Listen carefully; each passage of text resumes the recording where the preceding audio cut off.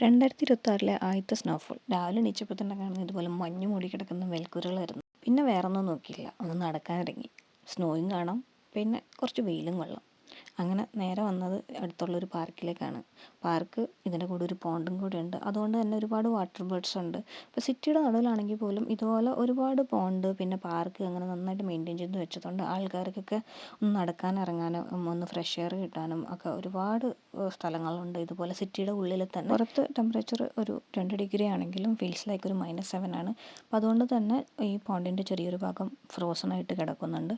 പിന്നെ ഒരുപാട് പക്ഷികളുള്ള സ്ഥലമാണ്. ഡിഫറെൻറ്റ് ടൈപ്പ് ഓഫ് പക്ഷികൾ മിക്കവാറും കാണാറുണ്ട്. വാട്ടർ ബേർഡ്സ് ആയതുകൊണ്ട് മിക്കവാറും എല്ലാ സീസണിലും ഇവിടെ പക്ഷികൾ കാണാറുണ്ട്. അപ്പോൾ രാത്രി മഞ്ഞ് പെയ്തെങ്കിലും കുറേയൊക്കെ വെള്ളമായിട്ട് മാറിക്കഴിഞ്ഞു. കുറച്ചൊക്കെ അവിടെ ഇവിടെയൊക്കെ ഇപ്പോഴും സ്നോ ആയിട്ടാണ് ഇങ്ങനെ സെറ്റിലായിട്ട് കിടപ്പുണ്ട്. ബാക്കിയൊക്കെ വെള്ളമായി മാറി. ഇനിയിപ്പം കുറച്ചുകൂടി നല്ല വെയിൽ വരുമ്പോഴേക്കും ഇതൊക്കെ അലിഞ്ഞ് സാധാ ഒരു നോർമൽ സ്റ്റേറ്റിലോട്ട് തന്നെ എത്തും. പിന്നെ ഇവിടെ ഒരുപാട് പക്ഷികളുണ്ട്. ഇപ്പോൾ നിങ്ങൾക്ക് ദൂരെ കാണുന്നതൊക്കെ കുറേ ഗൾസാണ്. പിന്നെ ഈ ഫ്രണ്ടിലുള്ളത് മോർഹനാണ്. അങ്ങനെ ഒരുപാട് ടൈപ്പ് പക്ഷികളുണ്ട്. ഇപ്പോൾ ഇവിടെ വന്നു കഴിഞ്ഞാൽ എന്തായാലും പക്ഷി നിരീക്ഷകർക്ക് ഏറ്റവും നല്ലൊരു സിറ്റിയുടെ ഉള്ളിൽ തന്നെ പക്ഷികളെ കാണാൻ പറ്റിയൊരു നല്ല സ്ഥലമാണ്. പിന്നെ ഓരോ സീസണിലും ഓരോ ഭംഗിയാണ് ഈ പാർക്കിന് തന്നെ. ഇപ്പോൾ വിൻ്റർ ആയതുകൊണ്ട് വിൻ്ററിൻ്റെ ഒരു വ്യൂ ആണ് നിങ്ങളിപ്പോൾ കാണുന്നത്. അതുപോലെ സമ്മർ ആണെങ്കിൽ സമ്മറിൽ ഇതൊരു കുറച്ചുകൂടെ ചെടികളും പൂക്കളും ഒക്കെ ആയിട്ട് കുറച്ചുകൂടെ വേറൊരു രീതിയായിരിക്കും. പിന്നെ ഈ പാർക്കിൻ്റെ പല ഭാഗത്തായിട്ട് ഇതുപോലുള്ള പല സ്റ്റാച്യൂസ് വെച്ചിട്ടുണ്ട്. ടൂറിസ്റ്റുകൾ വരുന്നതും ഫോട്ടോ എടുക്കുന്നതൊക്കെ കാണാം. പിന്നെ അതുകൂടാതെ ഇതുപോലെ ഇൻഫോർമേറ്റീവ് ആയിട്ടുള്ള കുറേ ബോർഡ്സും സൈൻ ഇതൊക്കെ കൊടുത്തിട്ടുണ്ട്.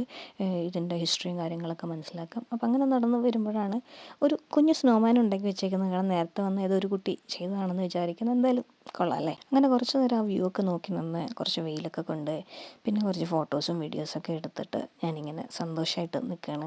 അപ്പോൾ പാർക്കിൻ്റെ ആ ഒരു ഞാൻ അവിടെ നിൽക്കുമ്പോൾ കണ്ട ഒരു വ്യൂ ആണ് ഇപ്പുറത്തെ സൈഡിലുള്ള. നമ്മളപ്പുറത്തെ സൈഡ് കണ്ടതിനേക്കാളും കുറച്ചുകൂടെ ഫ്രോസണാണ് ഈ ഒരു സൈഡ്. അപ്പോൾ അതൊക്കെ കണ്ട് വീണ്ടും നടക്കാനിറങ്ങി. അങ്ങനെ വെയിൽ കണ്ടതിൻ്റെ റിയാക്ഷനാണ്. വിറ്റമിൻ ഡി കിട്ടിയതിൻ്റെ സന്തോഷത്തിലാണ്. അതിന് വേണ്ടിയിട്ടാണല്ലോ നമ്മൾ മെയിനായിട്ട് നടക്കാനിറങ്ങിയത്.